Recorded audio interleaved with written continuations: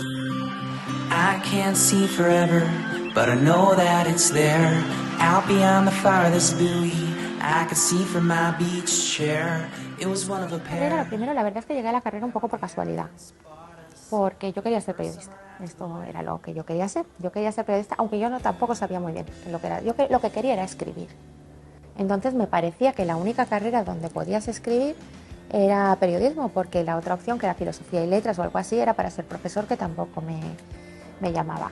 Luego me di cuenta que no era lo que yo pensaba, ni una cosa ni otra, ¿no? Y me metí un poco en derecho, pues porque es ese cajón desastre, pero la verdad es que nada más empecé, me gustó. Nada más empecé, también vi la idea de ser fiscal como un objetivo que me gustaba mucho, ¿no? Porque era una manera de fiscal. Los fiscales al fin y al cabo representamos a la sociedad, ¿no? Y era una manera pues de ejercer, pero no de ejercer para un cliente particular, un poco de buscar ese sesgo de derechos humanos. Mi padre, que era abogado, me decía, tú sé fiscal, porque es que tú no puedes ser, con lo que hablas no vas a estarte callada en un juicio, ¿no? Y acertó, acertó. Y la verdad es que lo que sí te he de decir es que en la oposición entré totalmente convencida, en la carrera entré un poco así, pero luego no hay un día que me haya levantado de la cama arrepintiéndome para nada de haber tomado esta decisión, lo cual es un privilegio, ¿eh? No es de malos tratos, pero sí que es una cosa que es muy, muy ilustrativa también. En mi casa mi padre jamás conducía a mi madre, luego no podía conducir porque se quedó ciego, pero eso fue después, ¿no? Mi padre nunca condujo, en mi casa conducía a mi madre. Pese a que mi familia era mucho más mayor que los padres de mis amigos, porque yo soy una hija tardía, pero mi madre conducía, y cuando venía a por mí al colegio y venía conduciendo y mi padre de copiloto, todo el mundo, mis compañeros me decían que a tu papá le pasa algo. No le pasa nada, o le pasa que no conduce, que no tiene carnet. Yo, mis relatos, igual que mis novelas, nunca están basados en un hecho real completo, sí que están basados en vivencias, ¿no? Y hay cosas que pasan, que me han pasado como persona, como jurista o como ciudadana. Pero un relato de principio a fin que responda a una historia que yo he visto en el juzgado, no, porque además me parecería que sería un poco faltar al respeto a las víctimas. Hay un solo relato, creo que está en Mar de Lija, que sí que es sobre una juez boliviana, que sí que responde a los hechos de principio a fin, aunque esté un poco ficcionado. Pero el resto tienen trozos, están hechos como una colcha de patchwork, ¿no? A base de trozos de vivencias, incluso de cosas que he vivido con mis amigas. Con eso he tenido experiencias preciosas. De hecho, Mar del Hijo fue mi primer libro, y parte de ese feedback fue lo que me animó a seguir escribiendo y sobre todo a seguir publicando, porque yo he escrito siempre. Hay una historia muy bonita que yo fui a presentarlo a Cáceres, ¿no? Que bueno, tengo amigos allí y tal, y fue de los primeros sitios fuera de Valencia donde fui a presentarlo. Un compañero fiscal vino a la presentación como amigo, me compró el libro y demás, y al cabo de un tiempo me llamó y me dijo, mira, le compré el libro a mi sobrina porque, bueno, es una chica que lee mucho y sé que veía que le iba a gustar. Dice, nos hemos quedado de pasta de boniato porque al cabo de una semana ha venido a casa y dice, mira, os tengo que contar una cosa. Soy una mujer maltratada, me he visto tan identificada que me he dado cuenta que lo que tengo que hacer, y ya he denunciado a mi pareja, ¿no? Pues claro, solo esto. Y luego hay otra cosa también que pues no sé, me emocionó mucho, ¿no? Que fue una amiga mía que me llamó y me dijo, me he leído tu libro, dice, y me he dado cuenta hoy de lo que le pasaba a mi madre. Dice, qué lástima que ahora esté muerta, ¿no? Y no puede ayudarla. Pero porque mi madre era una persona triste, porque mi madre dice, lo he visto, que lo que le pasaba era eso, ¿no? Esas cosas dices, bueno, pues aunque con que lo lean estas dos personas vale la pena. Y luego sí que he tenido la experiencia ya en otro nivel. Mujeres maltratadas a las que yo conozco, con las que he tratado, que lo tienen y han dicho, es que hay que leerlo, porque me he visto tan identificada, si lo hubiera leído antes a lo mejor hubiera reaccionado antes, que bueno, pues son cosas que te llenan, ¿no? Antes de escribir para niños, era también una manera de llegar a gente que no le llegaba.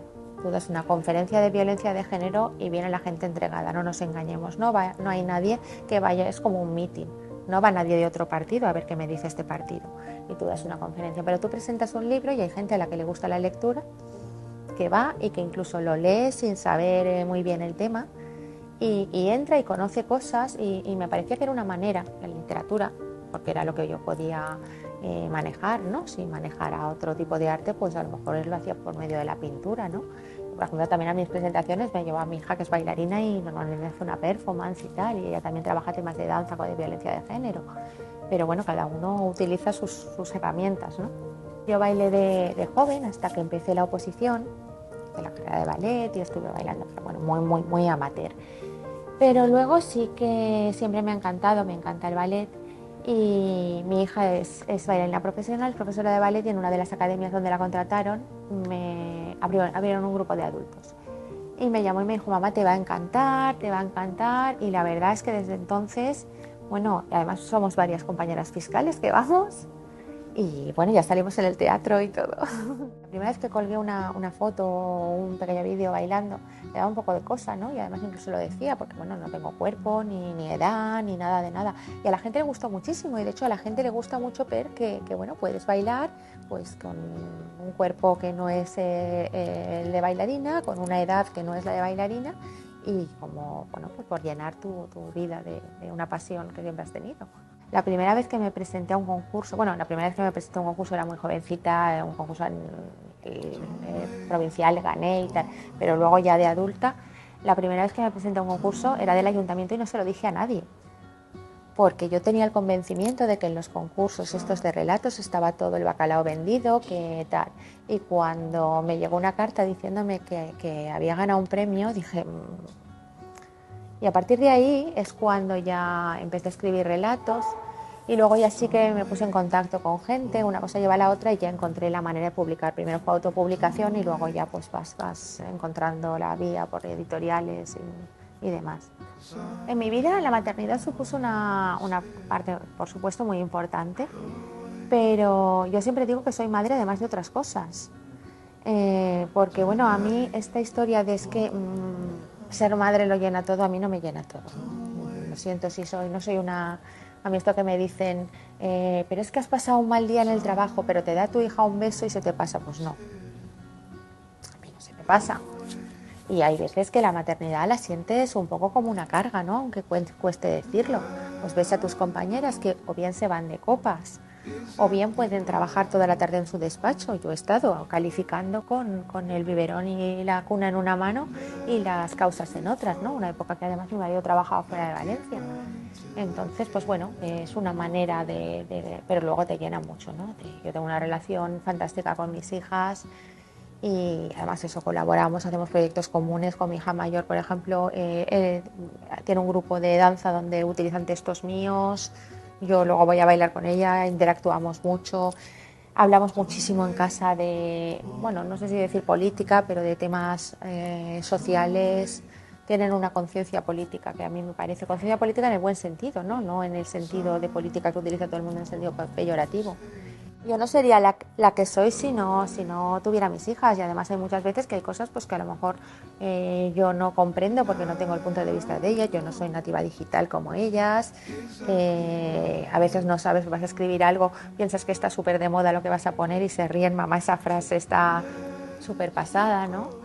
Y bueno, es un acople que cuesta, porque sobre todo superar la adolescencia de un hijo o de una hija es tremendo, pero luego consigues encajar las piezas. Yo, por ejemplo, con mi hija mayor, la danza me salvó a mí, su adolescencia, ella no lo sé, pero a mí desde luego podía hablar con ella de algo, ¿no? Porque los adolescentes es muy difícil llegarles, porque el principio de un adolescente es separarte de tus padres dejan de ser lo mejor, ¿no? Entonces, pues bueno, tenía un tema en común con ella con el que podía engancharme, ¿no? Yo no llegué a ejercer nunca. Yo me licencié, inmediatamente me puse a estudiar la oposición y en los 2 años y algo me la saqué y me puse a ejercer como fiscal. Somos privilegiados y privilegiadas en relación con otros ámbitos, ¿no? Con la empresa privada y demás. Pero sí, son cosas que además no se notan, ¿no? Porque la ley no te lo permite, pero se nota pues eso a la hora de pedir una excedencia, a la hora de... Incluso a veces cuando se habla de una mujer fiscal es eficiente, es trabajadora, un hombre fiscal es brillante. Y estas cosas que son sutiles, pero luego te das cuenta que las miras y pasan, ¿no? Y luego también hay determinadas materias que parecen cosas como de mujeres. Violencia de género, como ejemplo, ¿no? A día de hoy las juezas que hay exclusivas son todas juezas mujeres. Fiscales, pues hay un compañero, el resto somos mujeres. En delitos de odio que llevo también, que son temas, todos estos temas relacionados un poco con derechos humanos, los menores y demás, parece que son temas como la gente los considera como más femeninos. Y cuando los considera como más femeninos, parece que los desprecia de alguna manera, así como subversiva, ¿no? Pero es que eso no es derecho, es que eso tal, es que yo, claro, llevo corrupción, dinero, esto sí que es importante, ¿no? De hecho, bueno, la primera inclusión de mujeres en el ámbito judicial, antes de esta ley de que os hablaba, es la de los tribunales tutelares de menores, que eran el único sitio donde podían estar. Cuando empezó la ley, hubo un magistrado varón que dio un curso y empezó diciendo: estaréis contentas las mujeres que os han creado los juzgados Ausonia, solo para mujeres. Las mujeres tenemos un poco ese síndrome de superwoman.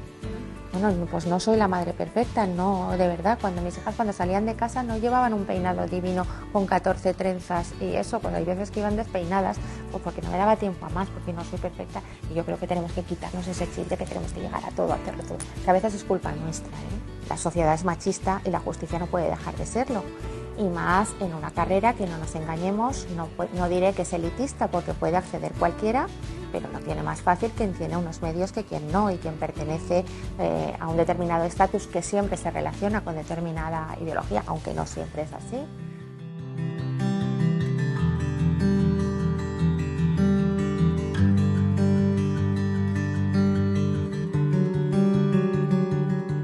En la carrera había muchas mujeres. Cuando yo llegué, las generaciones anteriores lo tuvieron un poco más complicado, pero cuando yo llegué estaba muy normalizado que las mujeres estudiáramos derecho. Ahora bien, lo que no estaba tan normalizado es que las mujeres fuéramos ni jueces ni fiscales. De hecho, yo siempre lo digo, ¿no? Es que es casualidad, pero la ley que permitió a las mujeres entrar en la carrera judicial y fiscal es del mes y el año en que yo nací. Se ve que me estaban esperando, ¿no? Pero bueno, claro, eso era el 66, diciembre del 66, y hasta mediados de los años 70 efectivamente no hubo nadie. Yo cuando llegué ya había, pero todavía la cosa, bueno, pues había incluso, como anécdota diré, había incluso lugares, yo en el primer destino donde fui no había baño de chicas. Legislativamente no estamos discriminadas en absoluto.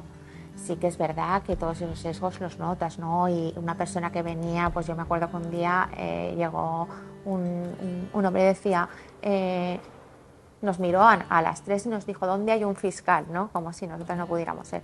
Y anécdotas de este tipo pues hemos ido viviendo. Yo también en mi primer juicio, que fue un juicio por violación, la mujer violada, que era muy mayor, me preguntó si era soltera y me dijo que si era soltera ella no me podía contar eso, ¿eh?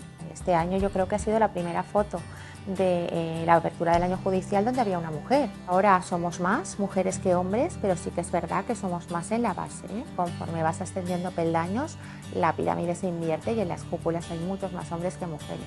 El tema de la conciliación, efectivamente nosotros en principio nuestro modo de acceso, nuestro ascenso en la carrera es igual, pero luego hay temas clarísimos, ¿no? Como son el tema de la conciliación o la corresponsabilidad. El 90% de las excedencias por cuidado de los hijos en la carrera judicial y fiscal lo piden mujeres. Y cuando estás de excedencia o cuando estás de permiso, dejas de hacer cursos, dejas de tener unos determinados méritos, con lo cual te pones al mismo nivel de escalafón de tu compañero sube y tú no. Y todo esto se nota, Hay gente que lo niega, pero no se puede negar porque es así.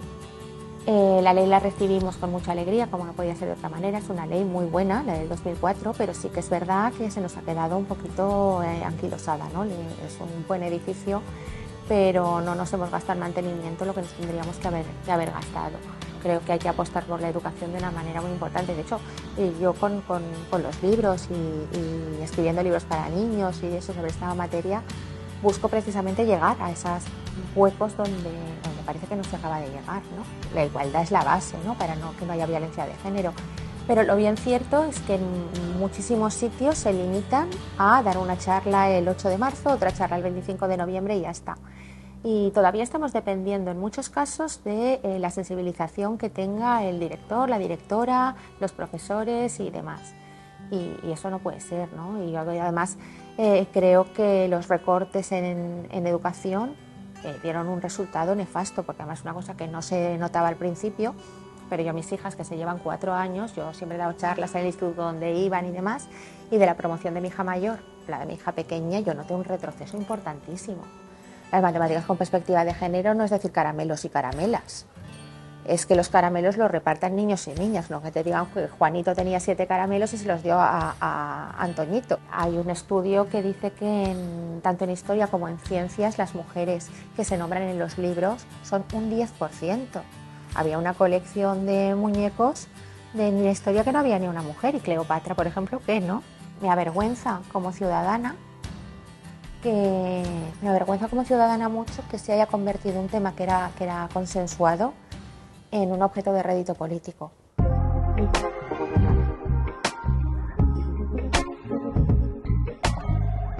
Jugar con el número 5, aparte de que eran 5 amigas, es un poco con esa... O sea, el leitmotiv era ese, ¿no? Y luego también, bueno, otra referencia que es también una referencia es que por la época de las amigas, que es la mía, ¿no? Que en los libros de los 5, que era lo que leíamos, y bueno, aparece uno de los libros que tiene un cierto protagonismo. No soy exactamente yo, pero sí, o sea, yo fiscal, yo de hecho en la siguiente novela, la fiscal vuelve a aparecer. Yo siempre digo que es que por las noches se me aparecía y me decía, tía, que soy tu colega, dame más protagonismo, ¿no? Es más que un pensamiento en voz alta, es una cosa que me pasó a mí con una amiga que no me di cuenta. Y quería que la gente reflexionara, que por más que piense, que sabe, que está pendiente, que conoce a su hermana, a su tía, que puede pasar, que podemos tenerlo en casa sin darnos cuenta. Mi editor, el que me editó Descontando, y Mauro Guillén, me dijo a que no eres capaz de poner voz a un maltratador. Y yo desde el momento en que me lo dijo en una presentación de un libro le estaba dando cuenta, porque pensaba que era una perspectiva súper interesante, ¿no? Ponerte en la piel del maltratador. Y además, bueno, cuando luego la gente me ha dicho, es que me da rabia porque es que el chico me es simpático, ¿no? He conseguido, era lo que pretendía, ¿no? Que pusieras que el maltratador no es un tipo con cuernos y rabo que te va a caer mal, sino que puede ser pues el que te da el pan y es tan majo en la panadería debajo de tu casa. Y que te puede parecer, puedes estar dándole, incluso poniendo la mano en el fuego, como dicen algunos por ellos, ¿no? Y creo que normalizarlo a ese nivel, no a nivel de que sea normal el maltrato, sino que vean la evolución del personaje, creo que era una apuesta interesante. Cuando escribo algo, lo veo mucho desde el punto de vista del lector. De hecho, hay veces que me da rabia no haber escrito el siguiente capítulo porque tengo ganas de leerlo, suena un poco una esquizofrenia. Entonces a mí el protagonista Víctor también me caía bien y sabía que no tenía que caerme bien, ¿no? Y cuando tenía esa sensación decía, ojalá transmita esto, ¿no? Pero es el eso, ¿no? De que soy una persona normal, también el de qué opciones tengo, ¿no? Parece que muchas veces se cree que el determinismo, que el maltratador es de familia de maltratadores, no tiene otra opción. Y ahí, como está centrada en un programa de rehabilitación de maltratadores, pues hay muchos perfiles, ¿no? Para que la gente sepa que hay muchos perfiles y que además el protagonismo puede optar entre seguir un perfil o otro. Ya está, ahí lo dejo, ¿no? Desde el punto de vista de que el maltratador no es una persona que nace maltratador, sino que es producto de un machismo de una sociedad y de un ambiente. Si cambiamos ese ambiente, quizás podamos influir en esos principios que tiene. Algunos los tienen medidos tan a fuego que sería imposible, pero quizás hay algunos, de hecho hay un cierto porcentaje de personas que no vuelven a reincidir. Sí que es verdad que hay veces que sí que se da el patrón, tanto en las víctimas como en los victimarios. Hay mujeres que las madres han sido maltratadas y repiten el patrón de las madres, y hay hombres que el padre ha sido maltratador y repiten el patrón. Pero no necesariamente, también hay personas que han sufrido esto y que reaccionan de la manera contraria, ¿no? Son los mayores activistas contra la violencia de género.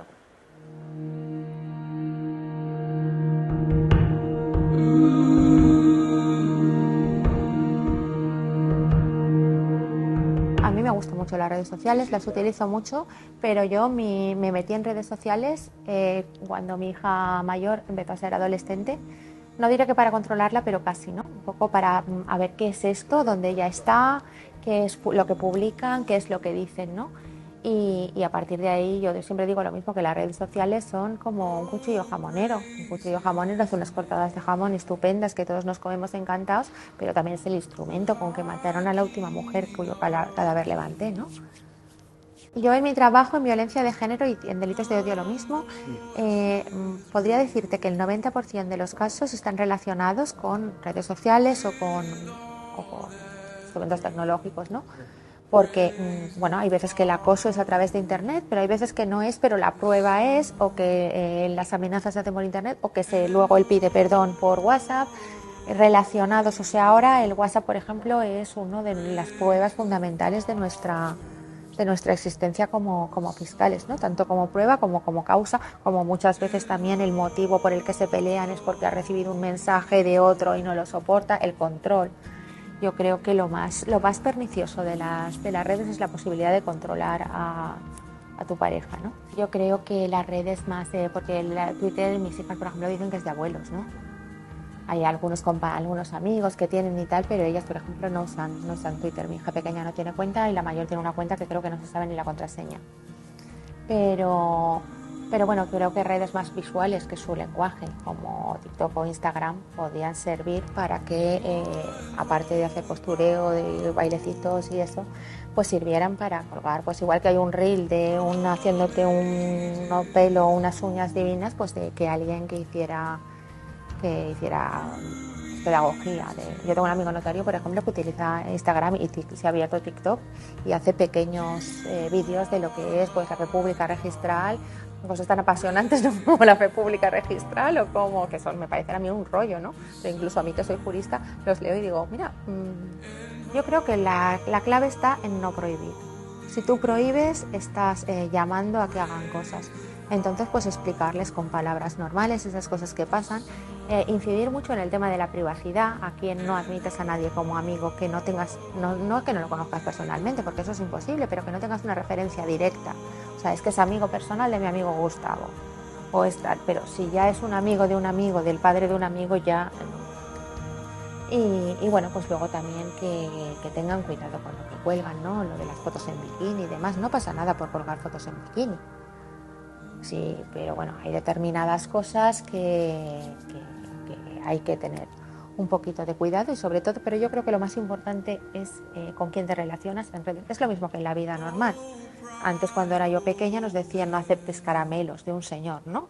Bueno, pues lo que hace este señor es el del señor de los caramelos a nivel cibernético, ¿no? Y es lo mismo que nos decían, lo que pasa es que lo de los caramelos lo entendíamos muy bien. Y esto, como nosotros somos de la realidad de los caramelos y no de la realidad de ellos, muchas veces no lo entendemos. Y creo que es un error muy gordo el decirle no uses el móvil, te quito el móvil, no tengas redes, porque no se pueden poner puertas al campo.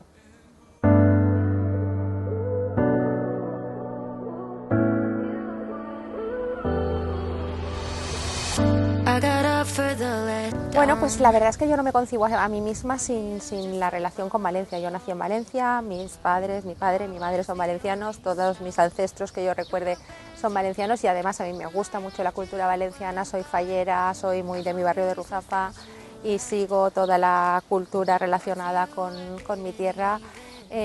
Todo lo que puedo y de hecho yo no hablaba valenciano, por lo menos no lo hablaba gramaticalmente correcto porque no soy de la generación que estudiaba valenciano en el colegio y me molesté en estudiarlo y en escribir además libros en valenciano. Al instante, si lo pudiera congelar, más feliz de mi vida, aunque mucha gente se ríe porque no es ni el nacimiento de mis hijas ni bueno, me casé ni nada, es el momento en que fui mantenedora de la Fallera Mayor de Valencia. Yo tengo muchísima relación con las fallas, soy fallera desde que nací. Y era pues es una figura que pensaba que jamás sería, ¿no? Y de repente abrir los ojos, ver a 1.700 personas pendientes de lo que decía, estando en el sitio donde había estado yo muchos años viendo, fue un momento mágico, es un momento mágico que no se me olvidará nunca. Bueno, en mi caso se ha leído siempre mucho. Mi madre, pese a no tener estudios superiores, es una lectora empedernida, aún a sus 98 años. A mi padre le gustaba tanto leer que perdió la vista y yo recuerdo mucho tiempo de mi adolescencia leyéndole libros en voz alta, ¿no? A mi padre, por ejemplo, le leía los libros de Frederick Forsyth que le gustaban mucho, los descubrí y bueno, ahora me recuerdan a él. Luego de mi infancia, pues los libros de los 5, ¿no? Que también son una referencia en el libro, en Descontando hasta 5. Pero un libro que lo leí y dije, yo quiero alguna vez escribir así, fue uno de los relatos de Modelos de Mujer de Almudena Grandes. Fue leer ese relato, que era un relato corto, no me acuerdo cómo se llama, pero la protagonista era una niña con síndrome de Down. Y dije, ojalá algún día pueda escribir algo así. Pase lo que pase, siempre se pueden hacer cosas bonitas, siempre se pueden encontrar momentos chulos y ojalá nunca nos encontremos en la situación de mujeres como las afganas, por ejemplo, que ni siquiera pueden encontrar eso, ¿no? Pero siempre tenemos que encontrar el hueco para sacar la cabeza y dedicarnos a esas cosas que siempre las hay, ¿no? Es que cosas tan sencillas como bailar o leer un libro te pueden sacar de todas estas cosas.